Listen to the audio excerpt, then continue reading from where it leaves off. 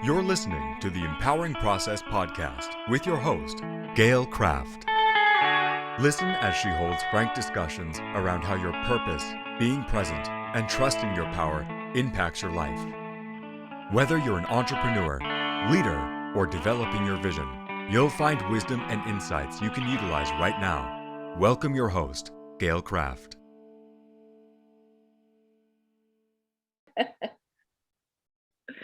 Hello, everybody. Gail Kraft here from the Empowering Process podcast. And with me, I have my dear friend with me once again, Carrie Lee Klaiber. And who is she? She is an undefined entity, and you'll get to know her in our discussion. She is the person that I do turn to when I have some strange questions, and she's a great person to just have a conversation with. Welcome, Carrie. We're going to talk a little bit about tribe today, right? Thank you. I love that introduction. Well, because it's so true. It's so true. And what's going to be interesting is I have some other people who are interested in talking about tribe, but they're not going to talk about it the way that you do, because you talk about tribe in a tribal way. You really do mean tribe because of the training and the experience that you've had. And, I've often heard you say that tribe or community saved you, right? And for me, community is all of these people that I get to know and that I touch and that I resonate with at some level.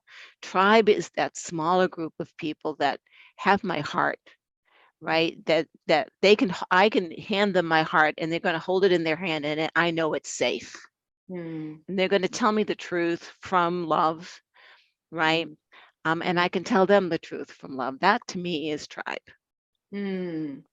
Yeah, I love that. Yeah. We've been in circle together many a time. So you've heard, I believe community is immunity, and community in the way that you're describing tribe is certainly that place, the inner space that we allow to share with another that has that one layer deeper. And yeah, tribe for me,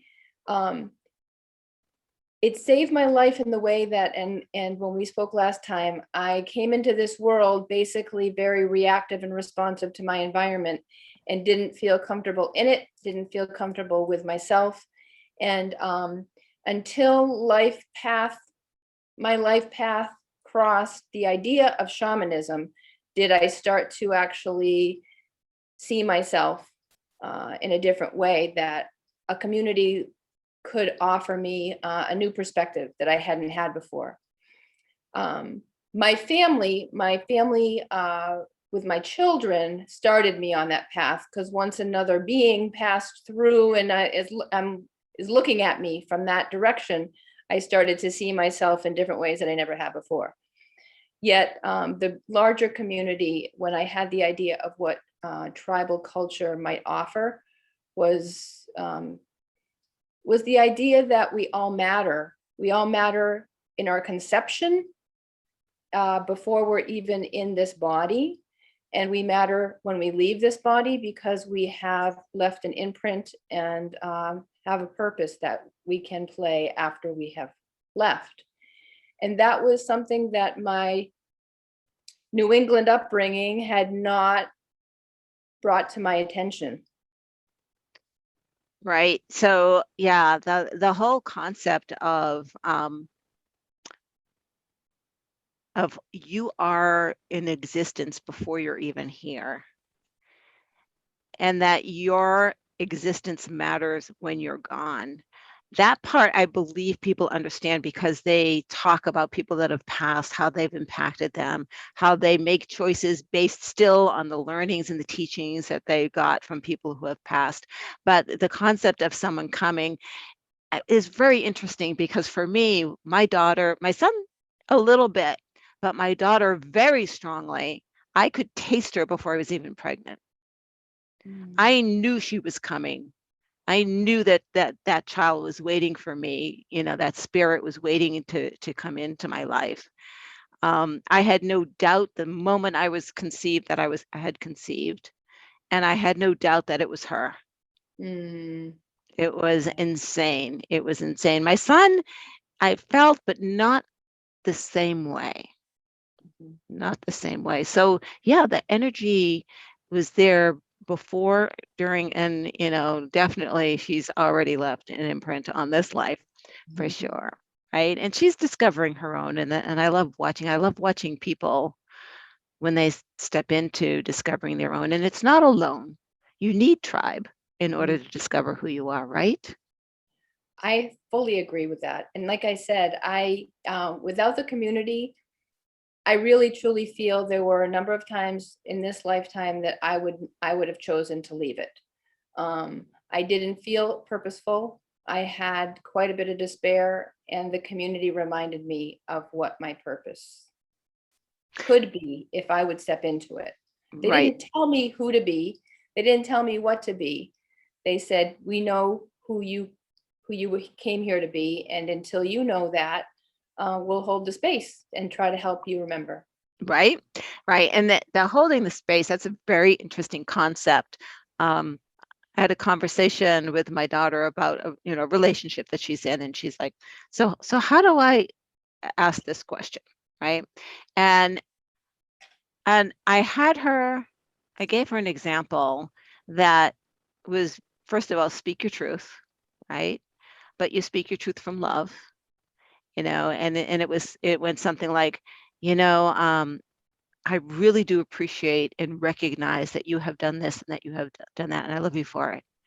But you're planning this next step, and I'm feeling uncomfortable with that choice, and here's why.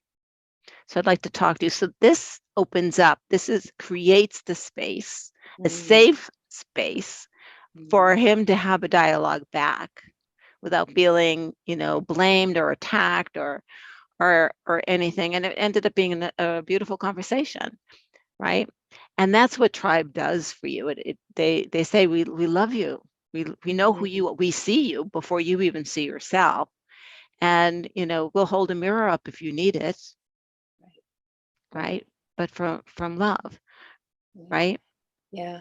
And so the tribal culture, I've talked about was an African tribe. And I actually, when I went in to learn about tribal culture, I stepped in thinking I was going into a space of learning about Native American, and landed in African, which actually makes me smile, because if it's not what I expect, then it's usually where I belong.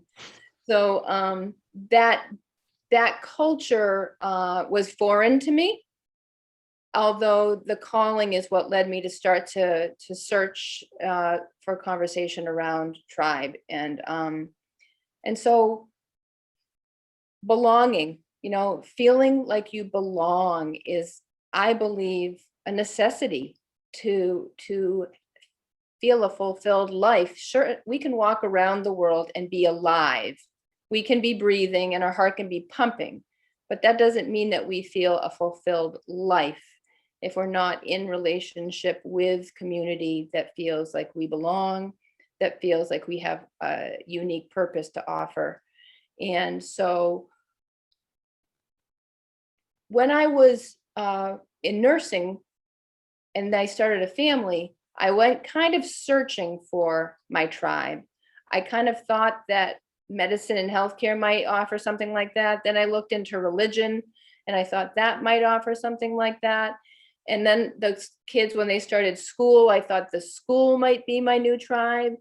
And what I learned through that, at least for me, was if I went in search of it and I was trying to plug myself in somewhere, that didn't turn out to be my tribe. It was what happened when I was not trying and was just allowing that those people and those opportunities and those messages that said, go be with people looking at this, became my direction towards finding the first time I ever felt like I'd found a tribe. Oh, it really is when you release, you let go of resistance. So resistance prevents things from coming in. And so when you're trying, you're creating resistance, right? It's counterintuitive to us, our conscious mind, right? But it creates resistance. When you let go of the resistance, then you're in flow. Right. And when you're in flow, that's when what it is that you need, not necessarily what you're looking for, comes in. Yeah. Right. And I mean, it took me so long to really understand that. And I'm water. Right. Right? Right? Not being in flow, that's called an iceberg. I've been an iceberg in my it's still water. It's just very, very cold. Nice. Yeah. Right? Yeah, no, not so nice. Um, but the letting go, and I think we were talking just before we started recording about lately, I'm not grasping anything, right? And I've stopped even trying, so when people ask me those standard questions, like I have an interview coming, a podcast I'm going to be on Friday. Will send us 3 questions, and I'm like, so sent them 3 questions that will allow me to, I have no idea how I'm going to answer them. I will answer them at the moment, Yeah. right? Because I don't know where my mind is going to be in that moment, right? So I'm not going to practice or formulate or prepare, right? And none of it is going to say who Gail is, because that's just a box that we create in our mind. That is, from even from NLP, your brain creates these like file folders, right? And they go, okay, Gail's a coach. She goes in the coach file. No, Gail is an empowerment coach. Okay, so she goes into this file. Oh no, Gail knows Akashic records. Oh, she goes into this file, right?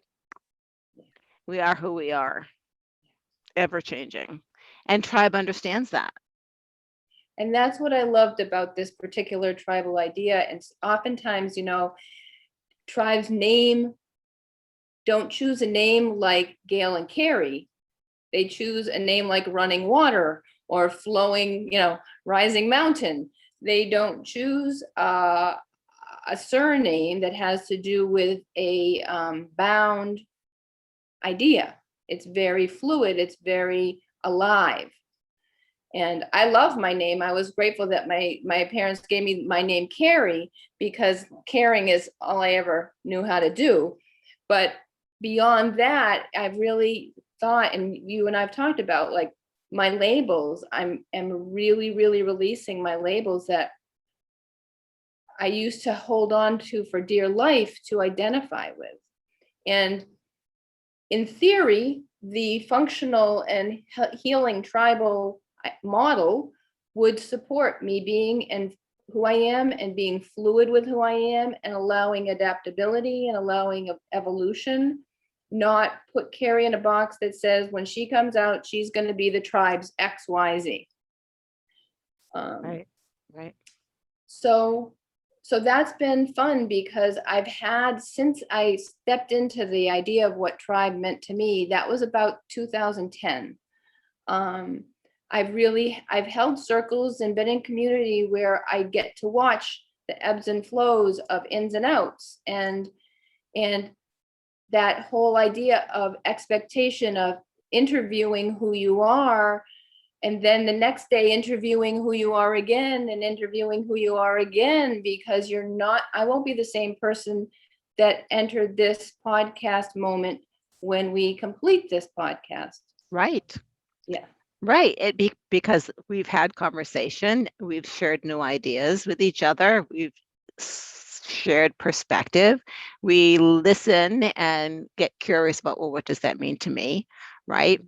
So we don't define ourselves as this thing. And I think that is where I see a lot of people struggle, because they define themselves. I spoke with a woman yesterday who, when she left corporate America, she was depressed and lost. She went into a tailspin, because that's who she defined herself as, this role that she played. And when you do that, especially people who do that with their career, when the career is gone, that's where people die after retirement, because they have defined themselves based on an artificial role and have believed that this is true, and they have not allowed themselves to express who they are, and then they don't know how to be. And I think that's exactly the being versus the doing. Right. The practice of, if I don't do, or I'm not productive, then I have no worth or value. And that's the part the idea that the essence of who we are is already felt and welcomed into a tribal culture before we even land here, is that we have value, not because of what we do, but because of who we be. Yep, who we are. Yeah. And at the moment, right? At the moment. So we're talking about not having a schedule and kind of going with flow.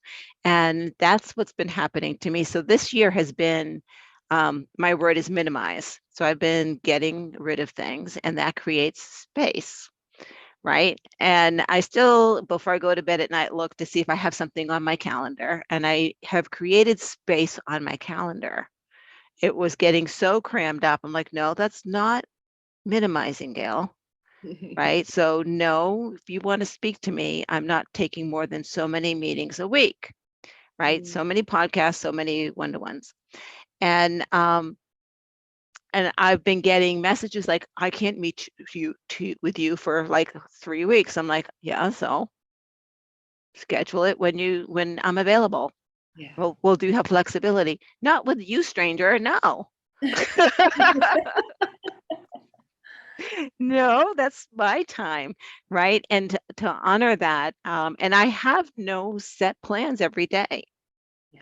right? And I used to be, I mean, I was a project manager. Of course, I was regimented, right? What day is it? It's Tuesday. We've got to get that PowerPoint out. We need to report to the steering committee, right? Right. Right. Things are due. They're due now or yesterday. And so to live freely, and that's what 2020 did for me. I mean, I've been an entrepreneur longer than that for sure, but I still had my artificial schedule that I lived by. Mm-hmm. And having that removed was the biggest gift ever. You know, it's like, so, and I think that is what a lot of people are struggling with now. They're trying to find their tribe because their tribe is not their workplace. Their tribe is not their home. Right. Right. And so they're kind of like, I want to say in flow, but some are lost, right? Still looking for, where do I belong, right?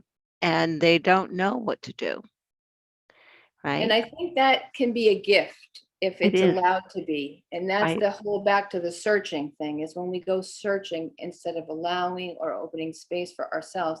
But we have been taught to produce and to make things happen.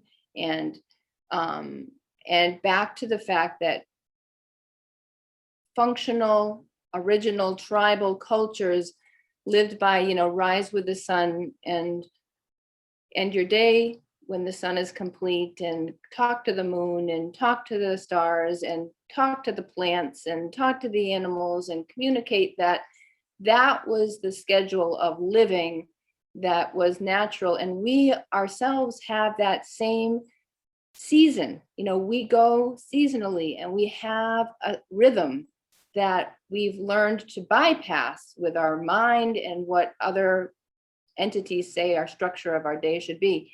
And for the first time, when I left hospital nursing last year, for the first time in my entire life, I'm really allowing myself to say, rise with the sun and complete your day with that, and talk to nature and make that clarity as to, it's winter. Take time to hibernate. Take time to slow down.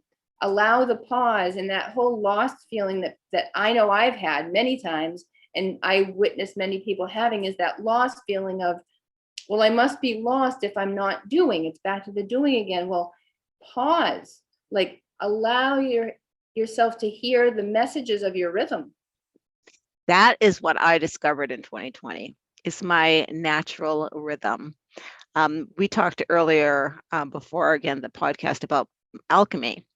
And one of the things my alchemy tells me is that I'm a burster, which means I get up in the morning and I'm full of energy, and I'm going to burst through the morning, but I'm going to need a nap. In corporate America, you don't get a nap, right? And so I can get a second wind, but I'm really stressing my body when I do that. And I can remember a woman who used to work for me. I was telling her about some meeting that I was in, and it was like 3:00, the meeting. And she says, "Don't they know you're useless after 2:30?" What are they crazy? You're going to be there, but your mind is not going to be there. I'm like, I know. Right. Right. I take a nap every day. It's 10 minutes, 20 minutes. And I mean, I'm out. Yeah. I don't even, I sit down because I leave my office. I have a bite to eat. And of course, the stomach is now working. I sit down and I'm gone. And then I wake up. And so I let myself go and I let myself wake up. And then I brush my teeth and I come back and I go to work again. That's my rhythm. Right. And if we are on somebody else's calendar and schedule, we never find out what our rhythm is. In fact, I think I was mentioning, I also found out that when I'm really listening to who I am, I'm not a thinker, I'm a feeler. And if I don't take time to feel something, so someone cuts my hair and they say, "What do you think?" I'm going to look like, I don't know, I got to feel it for a while. Right. That sounds like a silly example, but it's literally trickles out everywhere in my life when I started to think, why do I not have an instant response to someone when they're asking me what I think? I thought I was a little slow on the uptake, but really what I'm learning is I need that pause and I need that opportunity. I mean, if it's my hair cutting, if it's an emergency, I can get the thinking together. But when it's something like that, I stop and really am practicing pausing because my rhythm is not that first think. Right. And I'm finding it difficult to find the right words. Right. Me? Right there, because language is so limiting. It is the way that we communicate now. But it's just writing a simple email communication, right? I'll write it and then I won't send it. One, because I'm dyslexic and it's riddled with errors, but two, because I'm not sure that I got out what I was feeling. And when I reread it, it's awful. It has nothing to do with what I was feeling, right? And so I will rearrange or use different words and then go back again, and it never portrays what I really want to say. No. And I'm a blogger, I love to blog. But even now it's like, yeah, some people might find it inspirational. I just see it's black stuff on a white paper. It's, so I'm thinking of going through all of my blogs and recording them because at least you'll get my intonation. Yes, Right. wonderful. Right. No, So I think the voice, I mean, that's the thing is the voice matters. Even I'm talking in the community a lot now about song and about vibration and about color being the expression that's going to take us to this next layer of healing that our community, our culture, our world is going to need to communicate through. right. Because the words are too limited and too binding and too wrought with potential misunderstanding. And in fact, I'm starting to think by design to confuse and to divide. And I see just so much division based on, like we talked about, you say this and then I'm offended. I say that and then you're offended. Well, it's almost by design. And if we can meet each other on more of a heart-centered or vibrational level, then I can actually pause and feel you. I'm back to the feeling again. I can look at Gail all day long, but I know what I feel when I talk to Gail, and I know what I feel when I'm complete talking to Gail. And that is what I will carry on after our conversation is complete. I might not remember the words we talk right now. I might not remember what you particularly said to me, but I will know how I feel and how I felt. And that's really, really interesting because I've never ever been good at remembering people's names. And I've done all the practices and all the tricks and all the, associated with this and associated with that. But I remember how I feel and I remember your energy, right? I don't remember your face. People will say, well, what color was their hair? I have no idea. What were they wearing? I don't know. Yeah. You spent 3 hours with them, Gail. I know, but here's what I felt. That's right. Right? Because I'm looking in their soul. I'm not looking at the surface. That's right. Right? And that's why this podcasting venue for you is so ideal, because no matter who shows up, in the essence of who they are is what you will bring out. Right. Because that's how I communicate. Right.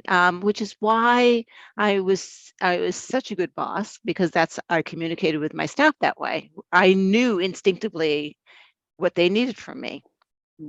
Right. I just knew. My first boss would say to me, how did you know? Right. And I because it felt right to do that. He's like that. Well, that makes no sense. I'm like, that's all I can tell you. That's all I can tell you, is that it felt right for me to make that choice and to go in that direction. Right. And it feels so good to be back at that level of, does it feel right? And if it doesn't feel right, then I won't stop, but I will get curious.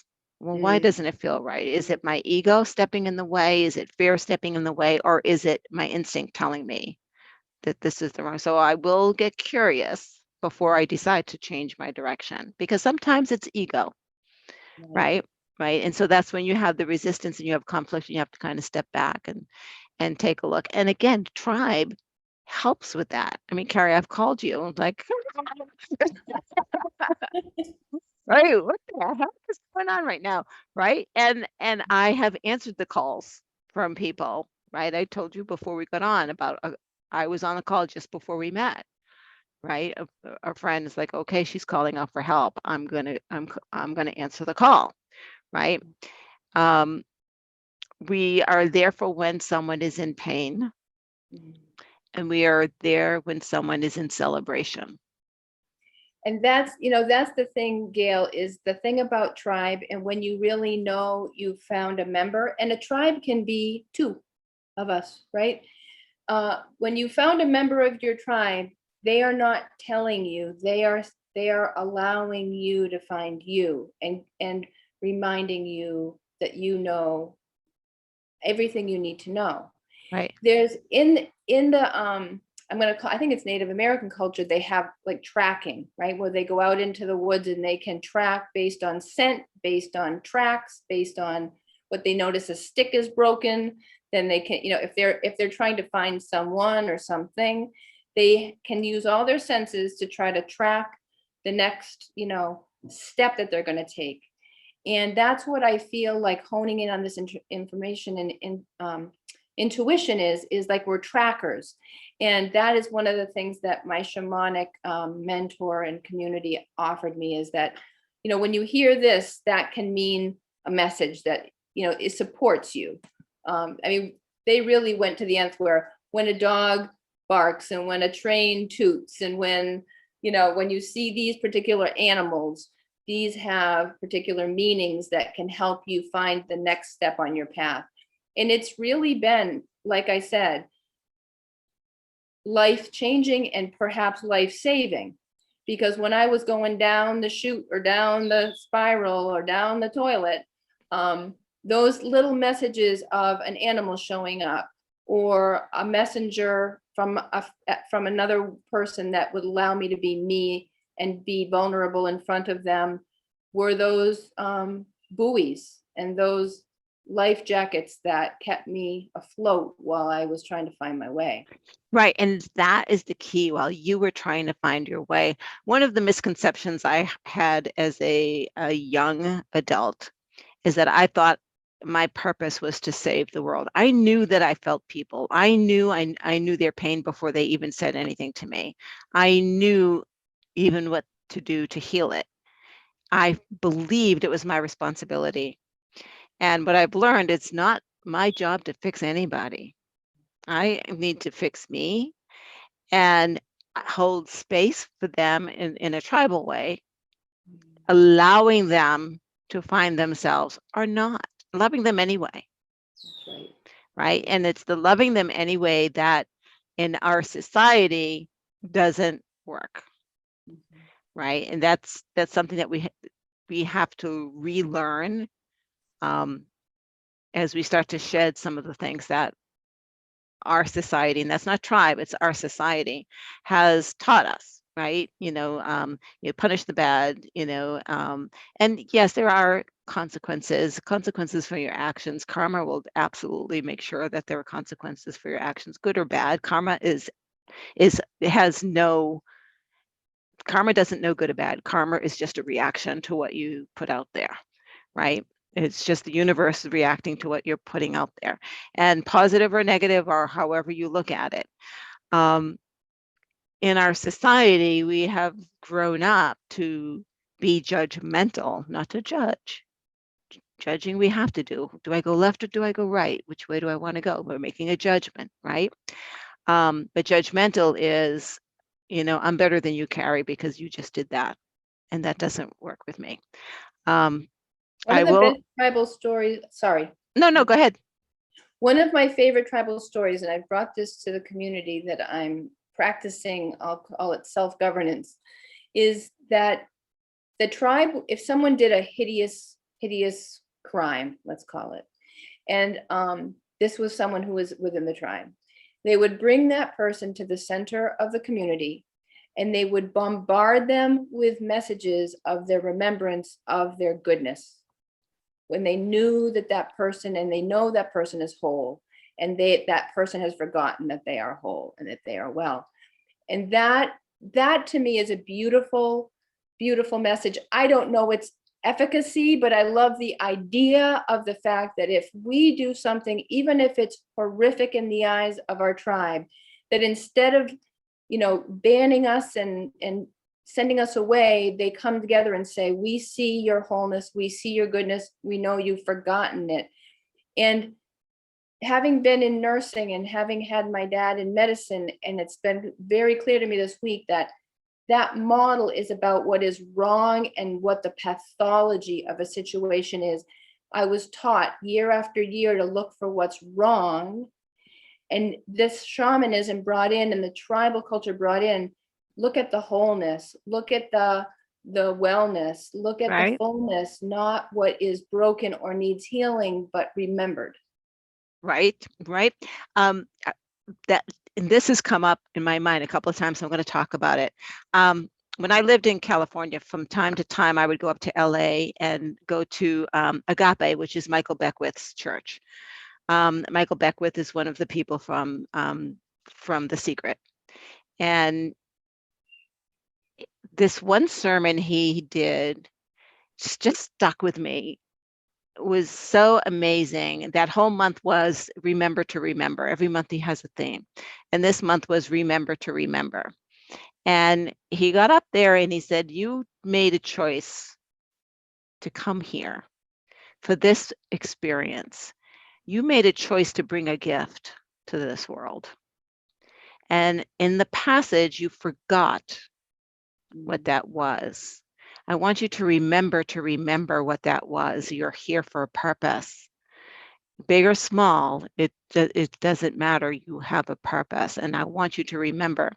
And he talked about his daughter, and he said, my daughter said, no, I didn't choose to come here. You chose to have me. And he said, no, you chose this family, and I'm grateful, but you chose this family to have an experience and to give something back. I don't know what it is. Only you do. Right? It's so beautiful. And so every once in a while, I will remind myself to remember, but the tribe knows. Right? Right. I have a sign on my wall here that says your vibe attracts your tribe. Right. And similar to like you were talking about, there's no punishment or reward.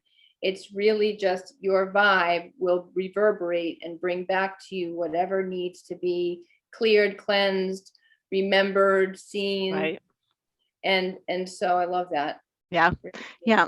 Yeah. But just understand that the resistance that you put up it prevents that from coming in, right? We cause more than we allow. And I think that's what's going on with me right now, is there's so much allowing. And you did say that, my flow was going to be so important this year, right? And every once in a while I go, yeah, she told me that this was going to be the year of flow. Not icebergs. No, not iceberg this year. That's been long melted. I took a torch to that baby. Yeah. Right. So Carrie, you live tribally, you live with tribe in mind. You honor and create community. And I want to thank you for being part of my life and being on this podcast. If someone wants to get in touch with you and learn more about the shamanism that you practice, the tribal life that you lead, the perspective that you have, how can they get in touch with you? Well, as you know, I'm old school, so I use my phone right now, even though someday maybe we'll use smoke signals. 978-806-6090, because I love to hear your voice and listen. Okay. So thank you so much. And thank you all for listening to the Empowering Process podcast. If this brought something up for you, do leave a message and maybe we'll get back in touch and talk about that. If you know someone who could actually benefit from this, share it out to them. And by all means, like, subscribe, let us know that you love us as much as we love you. Thank you and bye-bye. Thank you for listening to the Empowering Process podcast. Be sure to visit Gail at gailcraft.com to learn more about how she serves thought leaders, entrepreneurs, and goal seekers. And remember, if you like this broadcast, be sure to share and subscribe so you don't miss an episode.